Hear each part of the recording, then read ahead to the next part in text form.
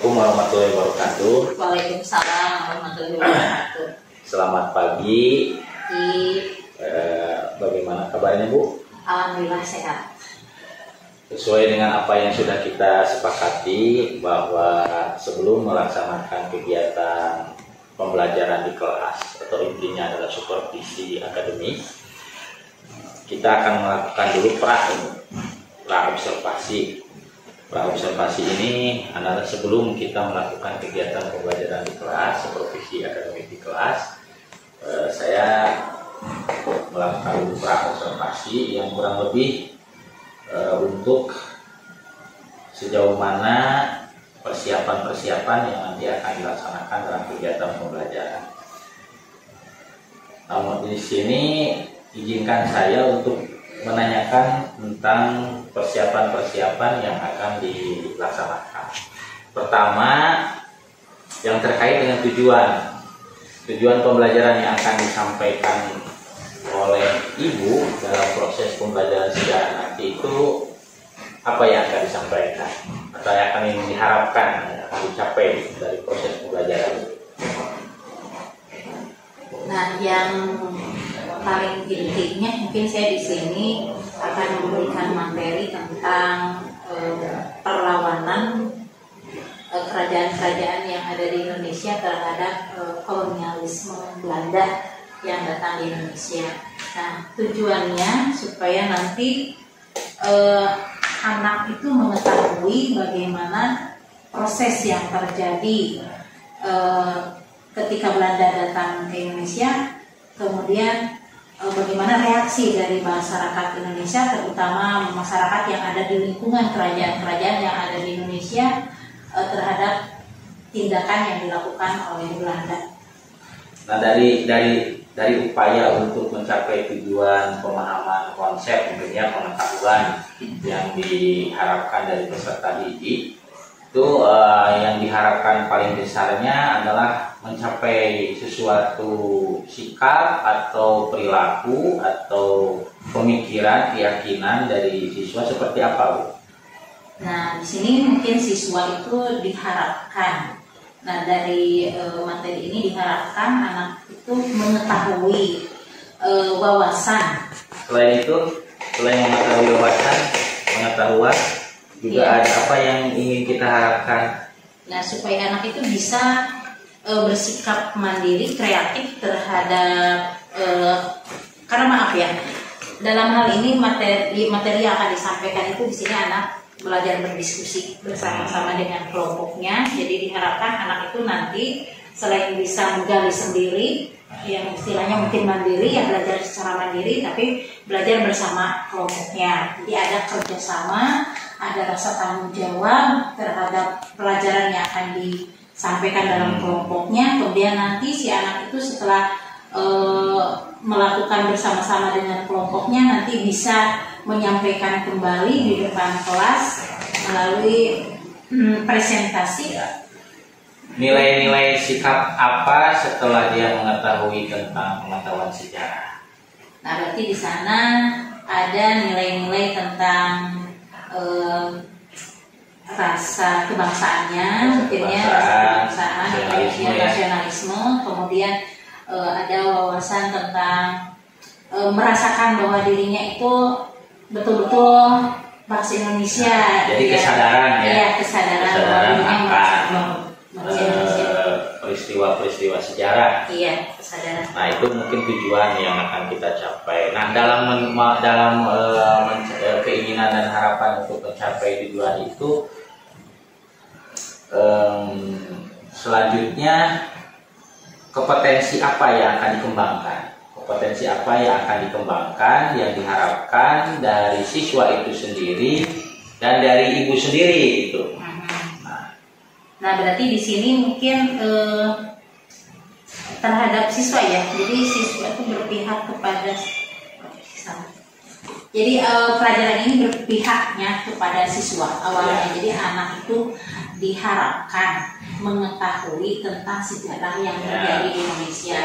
Nah, harapan dari saya, jadi anak itu tidak melupakan peristiwa-peristiwa sejarah yang terjadi di Indonesia pada masa lalu dan dikaitkan dengan masa sekarang. Jadi anak itu tidak melupakan peristiwa. Jadi ibu dalam mengembangkan pengembangan kompetensi ibu yang akan diterapkan dalam proses pembelajaran kepada siswa, selain mendorong terhadap pengetahuan, kesadaran, gitu ya. Nah, ibu dalam melakukan pembelajaran itu kompetensinya yang akan dikembangkan dalam mendorong proses pembelajarannya. Iya. Selain daripada pengetahuannya itu, diantaranya mungkin ada kompetensi apa yang diharapkan dari proses pembelajaran ini? Ya itu anak itu dididik untuk bisa kreatif. Kemudian ada inovatifnya, kemudian ada kolaboratifnya dalam pembelajaran khususnya sejarah. Termasuk kita sendiri mungkin Iya. ya sebagai guru lebih mengembangkan pembelajaran yang menarik, Iya. yang nyaman, yang enjoy, antaranya yang tadi disebutkan oleh ibu, kreatif, inovatif, kolaboratif, dan Iya. lain. Nah, untuk mewujudkan, untuk menerapkan hal itu dalam proses nanti di kelas, dalam pembelajaran, strategi apa yang akan ibu lakukan? Berarti itu model ya. Model. Nah, model pembelajaran saya menggunakan project based learning. Kemudian ada proses berdiferensiasi. Ya. Kemudian ada sosial emosionalnya. Di sana emotional learning ya. Jadi anak itu belajar bagaimana dengan ekspresi tiap-tiap kelompoknya supaya ada emosional. Oh, bahwa ini kami mengetahui tentang sejarah perlawanan, jadi ada emosionalnya di sana. Jadi ini cukup menarik juga Bu ya, pra observasi ini artinya strategi-strategi yang akan disampaikan itu akan menuntut beberapa hal yang akan diharapkan ya. Pertama model pembelajaran itu based learning, terus yang kedua tadi Ibu mengutarakan adalah berdiferensiasi. Mungkin salah satunya nanti Ibu akan tunjukkan ya dalam pelaksanaan pembelajaran. Berdiferensiasi itu arahnya kemana gitu ya. Terus yang ketiga saya lebih menarik juga itu karena secara umum kan pendidikan sosial emosional. Mungkin nanti model yang Ibu terapkan di sana adalah yang Ibu utarakan tadi, yaitu SEL ya. Apa itu SEL itu sosial emotional learning. Nah, itu sangat matching sekali Bu dengan pendidikan sosial emosional. Jadi teori istilah yang kita bangun di kurikulum merdeka itu PSE. Nanti Ibu modelnya mungkin akan menerapkan itu.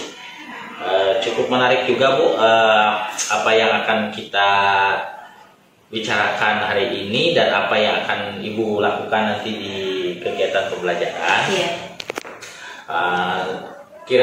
Hari ini kita menurut tanggapan Ibu setelah melakukan pra observasi ini, kesan pesan dan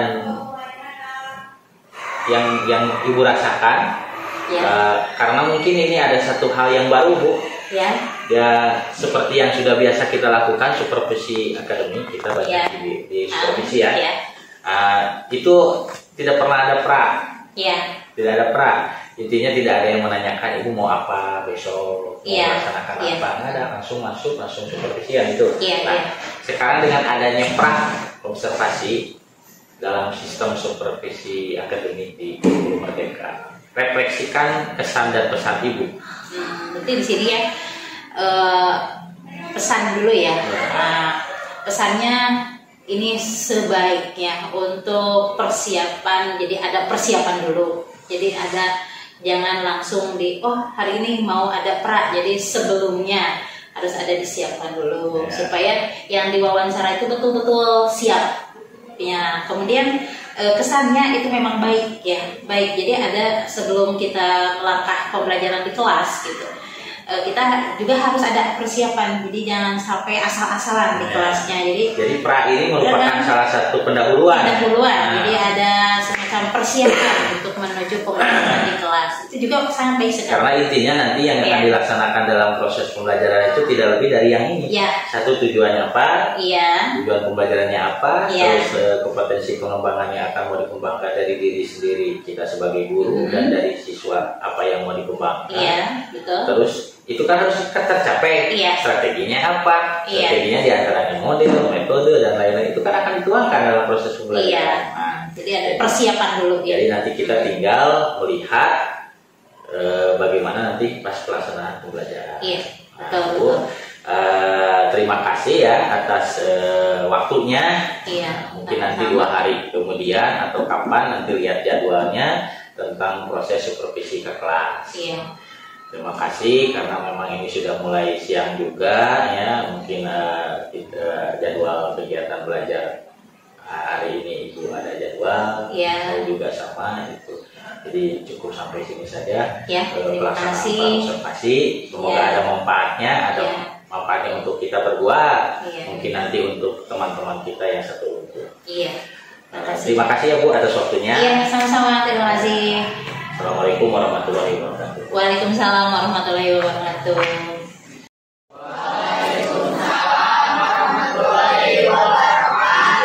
Ya, masih semangat ya di siang hari ini?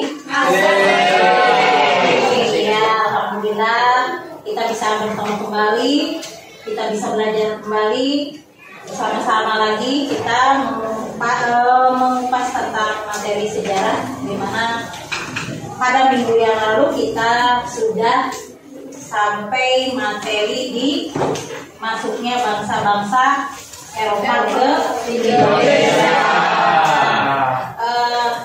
Mungkin kalian masih ingat bangsa-bangsa Eropa yang pernah masuk ke Indonesia, bangsa apa saja?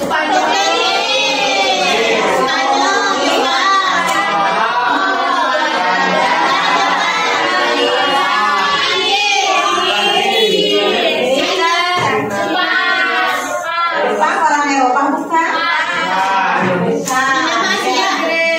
Ya, jadi minggu yang lalu kita membahas tentang kedatangan bangsa Portugis, bangsa Spanyol, dan bangsa Belanda. Nah, bangsa Portugis pernah singgah di wilayah Maluku. Di situ ada 2 kerajaan besar, yaitu kerajaan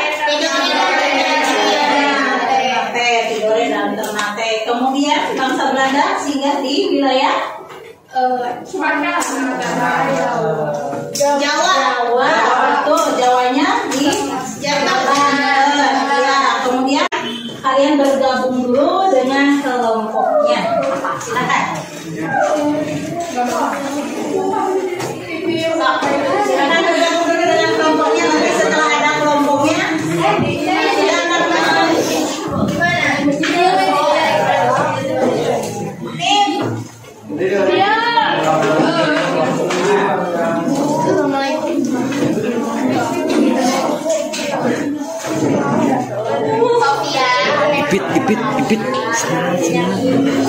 silakan bergabung dulu dengan kelompoknya.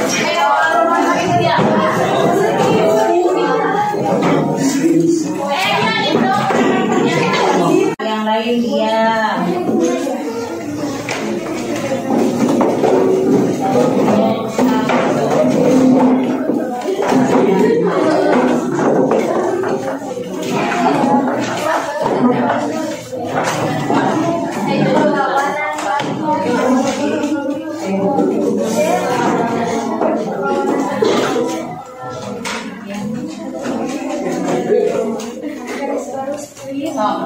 Wah, hebat. Betul.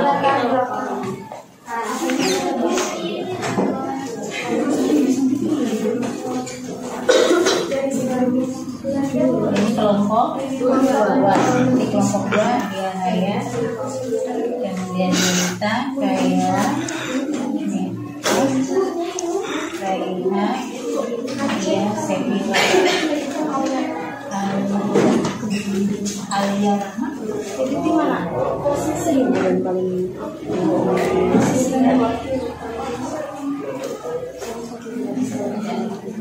Ini kelompok yang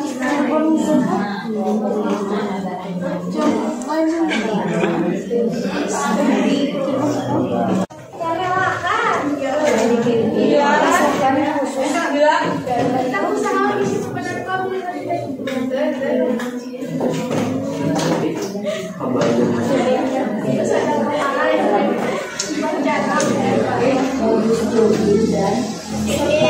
dalam islamisasi merekrut serta merekrut. Ini nanti ya, maaf sambil menulis. Jadi nanti setelah kalian selesai membuat satu masalah ya, membuat satu masalah yaitu tentang perlawanan rakyat Indonesia. Perhatian dulu sebentar. Ya, nanti itu kan kalian sudah menemukan sesuai dengan topik yang kalian pilih dalam kelompok tersebut.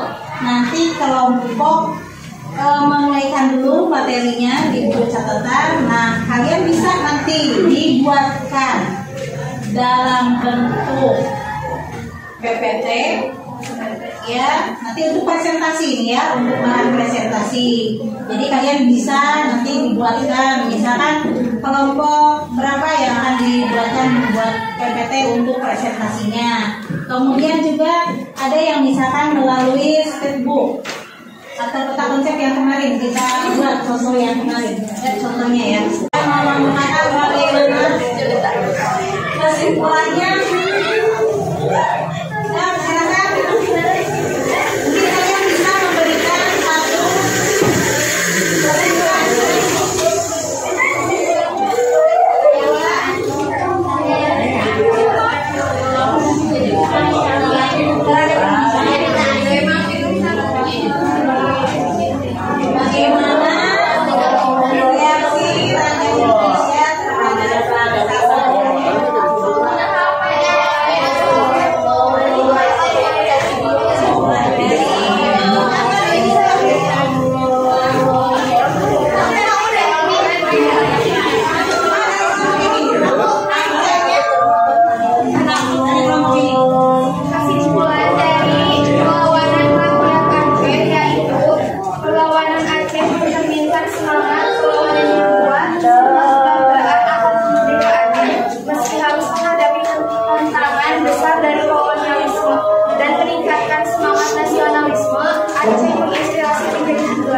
Terima kasih.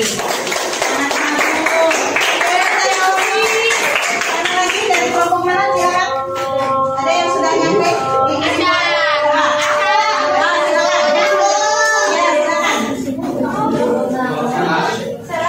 Silakan Ibu. Siapa dia baca?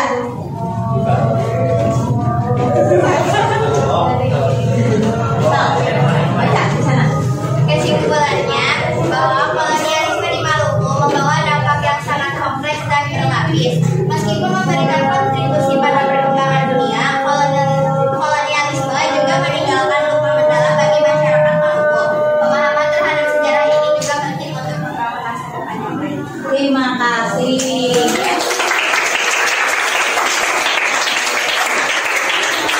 Ada lagi dari kelompok?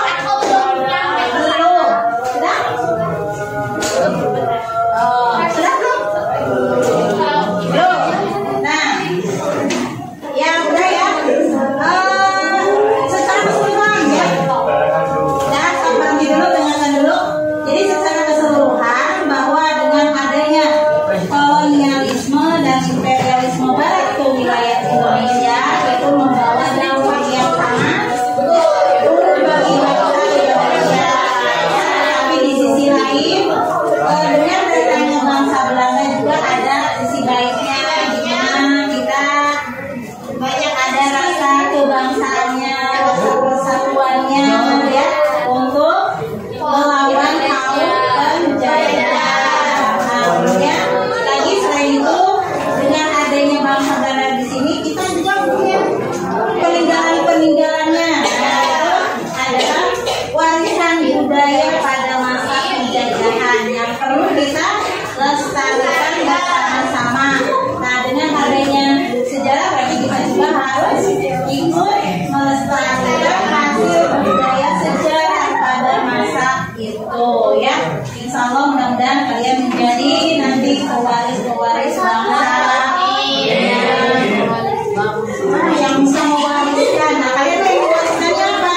Berarti ilmu pengetahuan. Kalau zaman penjajahan mewariskan tentang maka perjuangannya. Nah, sekarang juga sedang berjuang melalui pendidikan, melalui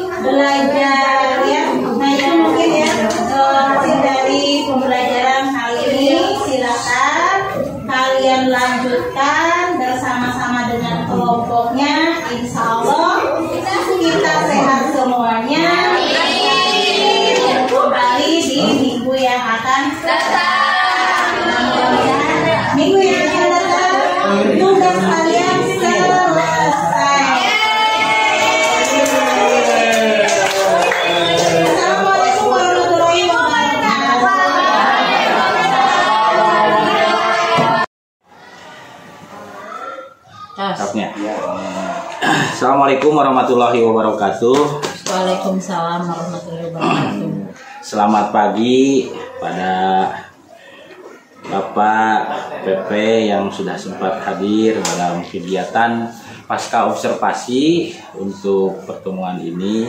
Ibu juga rekan sejawat saya di MGMP Pembelajaran Sejarah di Satuan Pendidikan SMA Negeri 7 Tasikmalaya.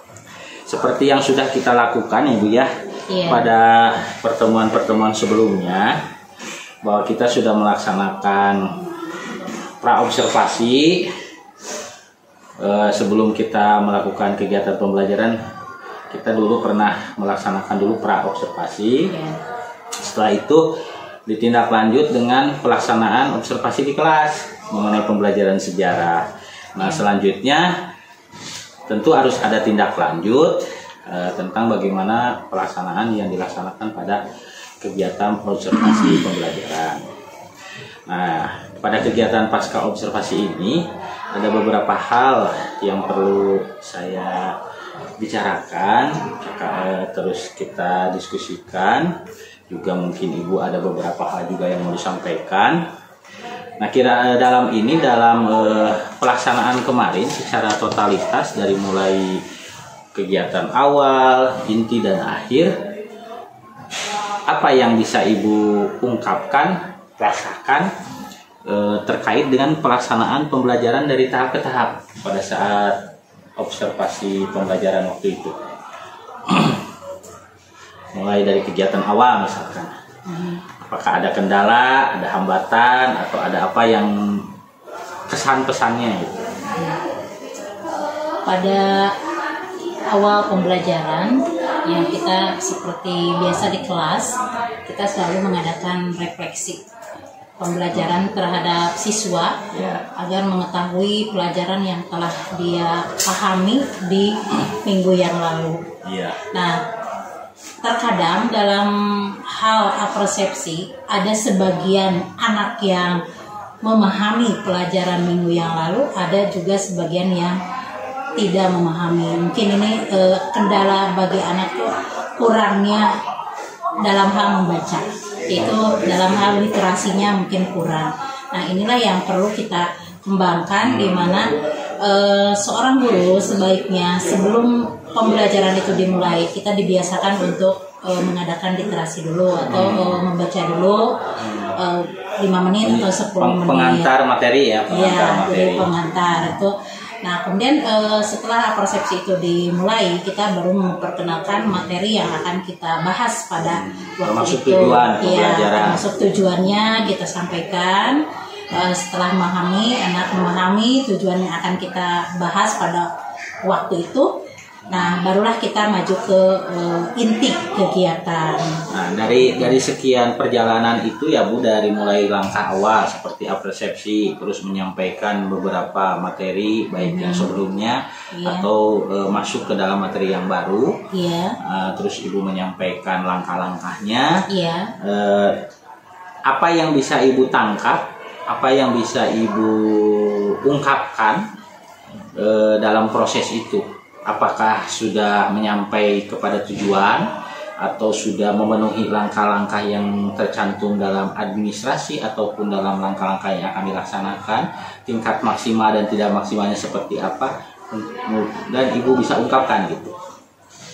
Nah, dalam hal pelaksanaan kegiatan PBM di kelas, alhamdulillah sebagian sudah tersampaikan. Jadi sesuai dengan yang tercantum di dalam modul pembelajaran waktu itu kan FPP ya. Nah, itu sudah ada, alhamdulillah. Nah, namun terkadang namanya juga manusia, terkadang kita lupa juga, ada sebagian yang tidak tersampaikan. Tapi itu bisa disiasati dengan cara kita menyampaikannya dengan cara interaktif dengan siswa. Termasuk melalui media pembelajaran. Apa sudah bisa mewakili kepentingan untuk interaktif? Iya, bisa. Apa sudah optimal? Nah, sebenarnya sih tidak seoptimal yang kita harapkan di dalam pemberian media pembelajaran. Waktu itu kita disiasatinya antara dengan ceramah, tanya jawab, tetapi terkadang dengan metode seperti itu bisa membosankan anak juga. Oleh itu saya siasati dengan teknik yang lain supaya anak bisa aktif dalam mengikuti pembelajaran. Pada saat pertemuan waktu itu baru satu pertemuan nih. Iya. Dalam materi pokok itu apakah hanya dengan pertemuan pada saat itu atau ada lagi pertemuan? Misalkan kan biasanya ada 2 kali pertemuan gitu ya. Kemarin kan baru satu kali pertemuan dalam materi tentang perlawanan rakyat terhadap kolonialisme. Nah, pada pertemuan selanjutnya sesuai dengan Ibu waktu itu memberikan pembelajaran kan mengantarkan dulu anak kepada langkah-langkah pembelajaran berdiferensiasi ya, termasuk memberikan materi-materi yang beda di berbagai kelompok yang ada pada saat itu. Itu disebutnya diferensi konten. Nah, prosesnya juga masing-masing mengungkapkan pendapatnya. Nah, di pertemuan selanjutnya apakah ada tindakan ke arah menghasilkan produk pembelajaran? Iya, alhamdulillah. Ya, jadi setiap kelompok alhamdulillah pada waktu itu bisa menangkap apa yang akan ditugaskan kepada kelompoknya, dan itu syukur alhamdulillah anak sudah bisa menyampaikan tugasnya dengan baik.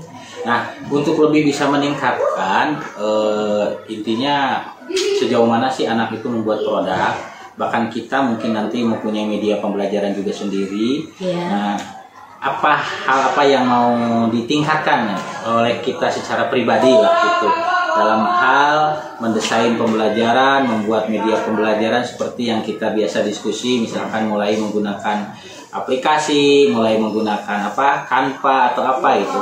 Nah, ini bisa ditingkatkan di dalam kegiatan apa pengembangan dirinya. Dalam pengembangan diri itu mungkin si anak setelah kita mengetahui, jadi sebelum anak kita dulu. Nah, kita tuh mengikuti pelatihan-pelatihan dulu. Misalkan di webinar kan suka ada bagaimana cara memberikan materi yang interaktif yang menarik dan interaktif bagi siswa.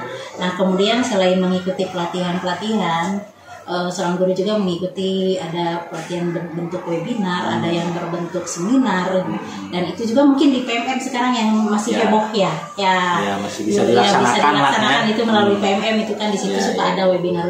Terus yang paling kita sharing ya Bu ya, kita sharing secara pengalaman ya. Tadi sedikit kita juga sebelum melakukan kegiatan pasca ini sharing-sharing Pak, biasa kalau waktunya sayanya sedang santai, ibunya sedang santai ya, kita kebetulan duduknya juga berdampingan mejanya itu. Jadi kadang-kadang tugas dari anaknya rata-rata dibuat dari Canva ya Bu ya. Nah, terus kita coba lihat, periksa bagaimana. Nah, ada yang kira-kira optimal kita sharingkan dengan yang kita buat gitu, dipadukan ya kan. Itu ini dibuat ada lagi di Canva. Ini salah satu contoh yang minggu lalu anak sudah menyampaikan tugasnya Pak. Ini waktu kita pembelajaran di kelas.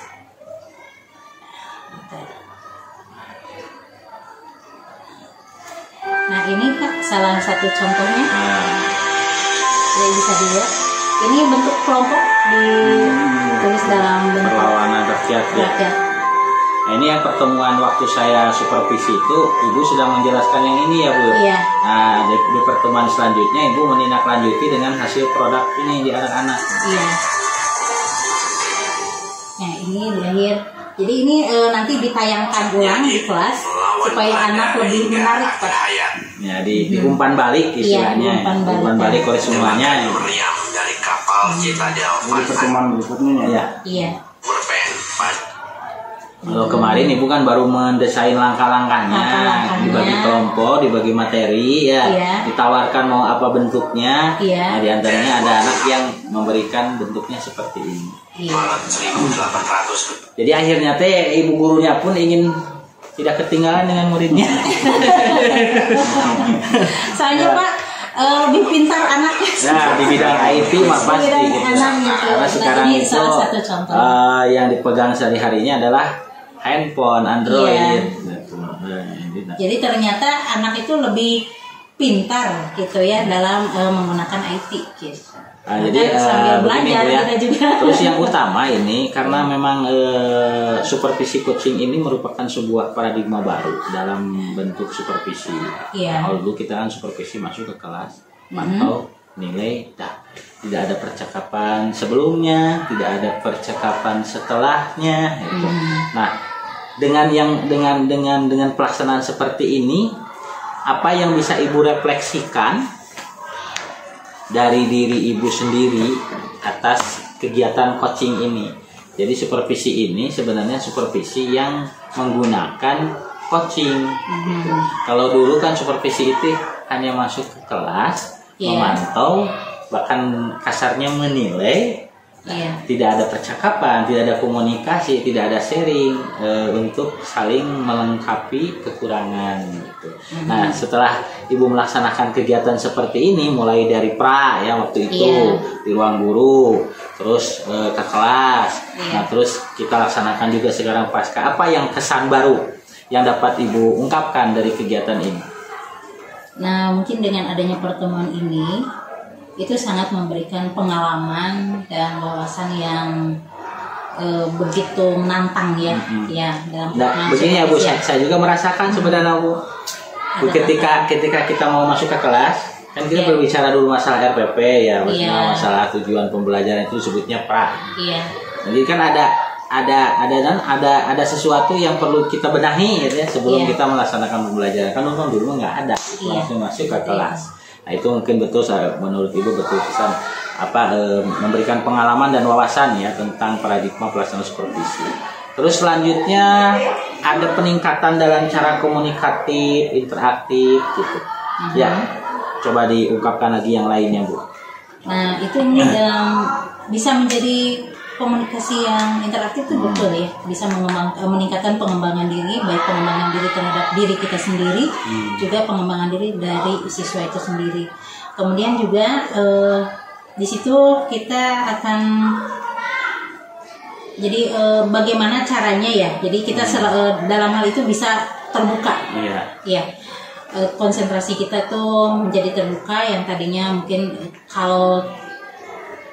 jadi kalau secara langsung mungkin kita itu ada perasaan was-was, tapi kalau misalnya ada pra dulu, jadi kita ada persiapan, ada persiapan. Bahkan ada sesuatu yang belum kita tulis di dalam administrasi jadi terpikirkan. Iya. Seperti PSE kan Bu, sosial emosional kan nggak sampai ke sana. Beda dengan yang langsung. Kita kan harus apa, harus ada pemikiran, tapi kalau ini ada pra dulu berarti kita ada aba-aba lah istilahnya tidak langsung dinilai. Iya, ada persiapan dulu. Nah, terus kita dapat melakukan pengembangan diri atas aksi nyata yang kita laksanakan. Iya, bisa. Itu mungkin Bu. Terus selanjutnya apa yang Anda rasakan ya, Ibu rasakan pada saat pelaksanaan coaching seperti ini? Di poin-poin apa yang Ibu dapat rasakan sebagai tindak lanjut pengembangan ke depannya? Di sini mungkin merasakan suatu adanya pengalaman baru yang dapat sharing, bagaimana itu interaktif dan komunikatif yang terkait dengan pengembangan diri. Juga terhadap kekurangan yang belum optimal mungkin ya. Misalkan saya dalam pembelajarannya kurang optimal, baik secara administrasi maupun secara aksi nyata.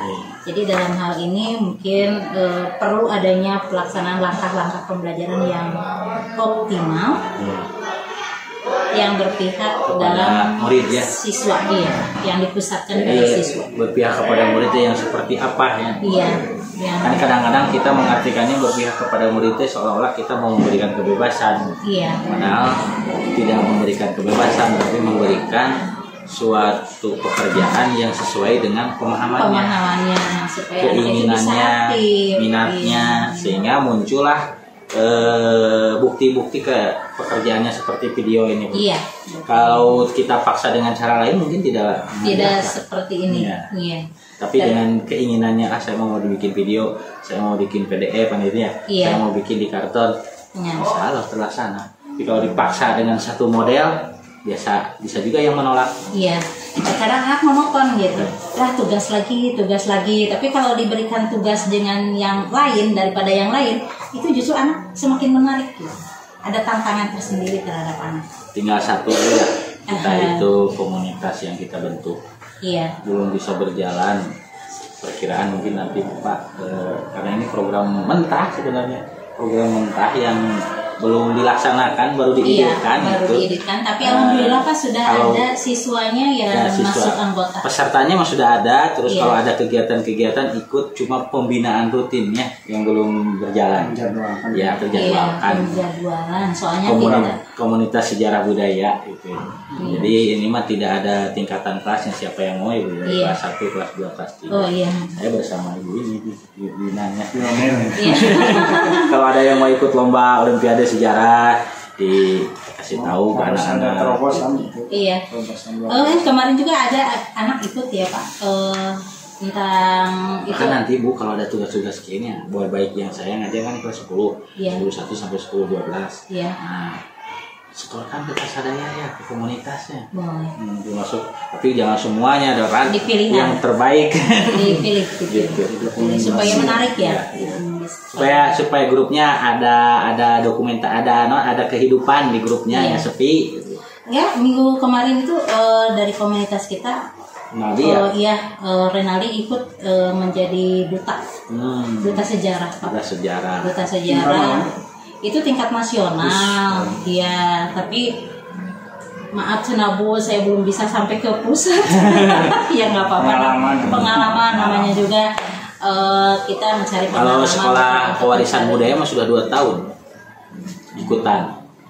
2 tahun. Sama itu dari anak-anak yang senang karena sejarah, senang karena budaya, senang karena nulis, senang karena aktif gitu yang dibawa.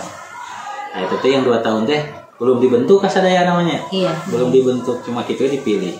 Nah mungkin untuk percakapan kita tentang pasca observasi yang terkait dengan proses pembelajaran cukuplah sampai sini saja ya, karena ini semuanya juga sudah diungkapkan, baik terkait dengan bagaimana pelaksanaan pada saat pembelajaran, terus tindak lanjutnya seperti apa, topik yang mau kita bicarakan, Ibu bicarakan, diskusi sharing dengan saya sudah, refleksi Ibu juga sudah diungkapkan. Kurang lebihnya saya ucapkan terima kasih Bu atas sama-sama. waktunya dan kesempatannya. Sama-sama. Kita bisa bertemu bersama-sama dengan Pepe yang mendamping saya gitu ya, dengan Pak Kodir dari Kota Tasikmalaya sama ya. Ya, mungkin gitu. Terima kasih atas waktunya. Assalamualaikum warahmatullahi wabarakatuh. Waalaikumsalam.